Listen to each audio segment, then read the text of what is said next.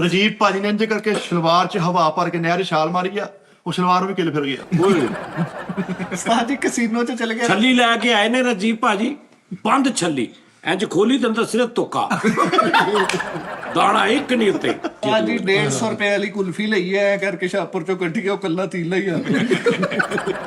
ਯਾਰ ਰਜੀਵ ਭਾਜੀ ਮਰੀ ਚਲ ਗਏ ਨੇ, ਕੁੱਤੇ ਵਾਲਾ ਟਾਂਗਾ ਕਰਾਇਆ, ਕੁੱਤੇ ਪਿੰਨੀ ਨੂੰ ਪੈ ਗਏ। ਨਹੀਂ ਪਰ ਕੁੱਤੇ ਵਾਲਾ ਟਾਂਗਾ ਕਿਹੜਾ ਹੁੰਦਾ? ਜਿਹੜਾ ਮਰੀ ਦੌੜਦਾ ਨਹੀਂ ਪਰ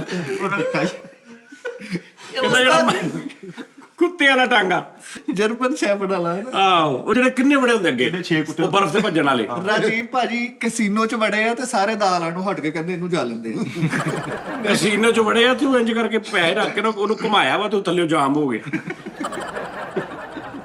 ਉਹਦਾ ਬੈਰਿੰਗ ਖਰਾਬ ਹੋ ਗਿਆ। ਰਜੀਵ ਭਾਈ ਨੇ ਤਾਸ਼ ਖੇਡੀ ਤੇ ਵਿੱਚੋਂ ਚਿੱਟੇ ਪੱਤੇ ਨਿਕਲਣ ਡੇ। ਸਾਦੇ ਪੱਤੇ ਆ ਰਹੇ ਬਾਹਰ। ਜਿਹੜੀ ਰਜੀਵ ਭਾਜੀ ਇੰਜ ਕਰਕੇ ਜਲੇਬੀ ਬਣਾਉਣ ਡਏ, ਉਧਰੋਂ ਬਣਾਈ ਜਾਂਦੇ, ਉਧਰ ਖੁੱਲੀ ਜਾਣ ਡਈ। ਉਤੜੀ ਜਾ ਰਹੀ। ਰਜੀਵ ਭਾਈ ਇਹਨੇ ਨਹਿ ਜਾ ਐਨਕ ਲਾ ਕੇ ਮੋਟਰਸਾਈਕਲ ਚਲਾਉਣੇ, ਫਿਰ ਘੱਟਾ ਪੈਣ ਡਿਆ ਅੱਖਾਂ 'ਚ।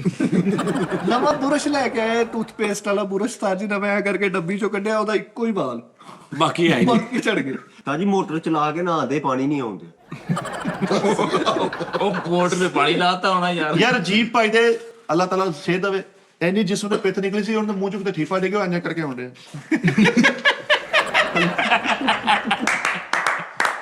ਯਾਰ ਜੀ ਆਓ ਯਾਰ ਰਜੀਵ ਭਾਈ ਇਹਨੇ ਨਹਿ ਨੇ ਨਹਾਉਣ ਵਾਸਤੇ ਸ਼ਾਵਰ ਚਲਾਇਆ ਤੇ ਇੱਕੋ ਹੀ ਸੁਰਾਖ 'ਚ ਪਾਣੀ ਆਉਣ ਡਿਆ, ਬਸ ਬਾਕੀ ਸਾਰੇ ਬੰਦ। ਉਹ ਪੂਰੇ ਉਹ ਸ਼ਾਮ ਨੂੰ ਟਾਈਮ ਰਜੀਵ ਭਾਈ ਖੁਸ਼ ਨਸੀਬ ਬੜੇ ਆ ਮਾਸ਼ਾਅੱਲਾ। ਪਹਿਲੇ ਪਰੋਤੇ ਸੀ ਨਾ, ਖੁਸ਼ ਨਸੀਬ ਬੜੇ ਆ ਮਾਸ਼ਾਅੱਲਾ। ਇੰਡੀਆ ਰਹਿਣ ਡਏ, ਉਹਨਾਂ ਨੂੰ ਉਧਰ ਬੇਨਜ਼ੀਰ ਨਾਲੋਂ 12,000 ਆ ਗਿਆ।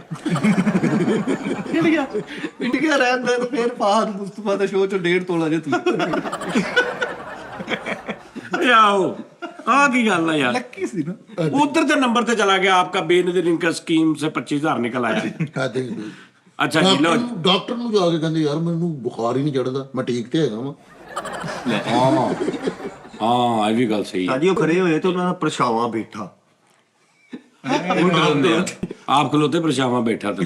ਰਾਜੀਵ ਭਾਈ ਖੁਸ਼ ਨਸੀਬ ਬੜੇ ਆ, ਨਹਿਰ ਤੇ ਬਹਿ ਕੇ ਇੰਜ ਕਰਕੇ ਇੰਜੋਏ ਕਰ ਰਹੇ, ਬੈਠੇ ਇੰਜ ਕਰਕੇ ਲੱਤਾਂ ਵਿੱਚ ਕਰ, ਪਿੱਛੋਂ ਪਰਛਾਵਾਂ ਦੇਖ ਲੈਂਦੇ ਆ।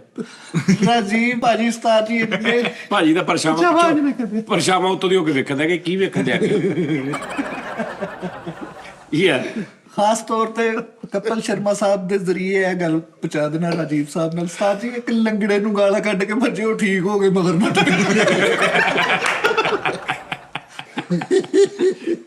ਯਾਰ ਉਹ ਟੋਮ ਜੈਰੀ ਵਾਲਾ ਹਿਸਾਬ ਹੈ।